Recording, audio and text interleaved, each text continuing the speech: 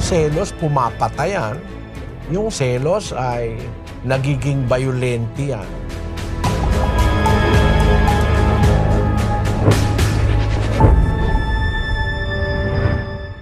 Sinasabi sa Biblia na huwag ka ikaw makikisama sa taong magagalitin.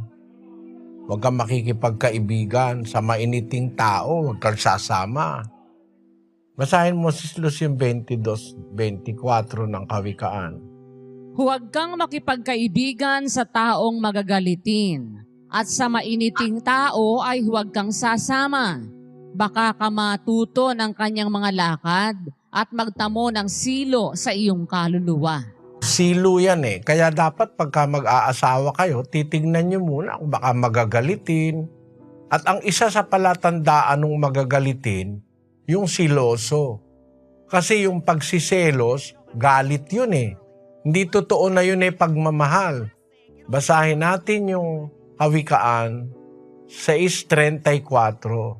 Sapagkat ang paninibugho ay pag-iinit ng tao, at hindi siya magpapatawad sa kaarawan ng paghihiganti. Yung paninibugho, hindi yun pag-ibig, gaya ng sabi ng iba, hindi.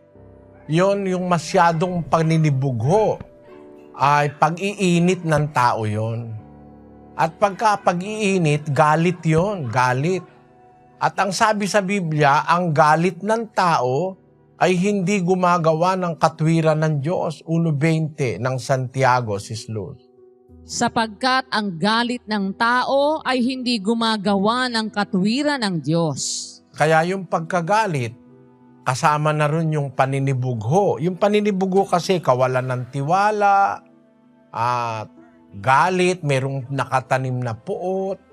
Yung mga yan, nangyayari yan sa isang taong hindi sumasampalataya sa Diyos. Kasi kung sumasampalataya ka, magtitiwala ka. Sabi kasi sa Biblia, ang pag-ibig, lahat pinaniniwalaan, ang pag-ibig, lahat inaasahan, ang pag-ibig, lahat binabata, ang pag-ibig, lahat tinitiis, ang pag-ibig hindi nagkukulang kailanman, sabi ng kasulatan.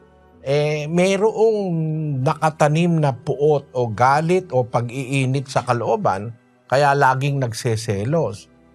At yan, hindi magpapatawad sa kaarawan ng paghihiganti.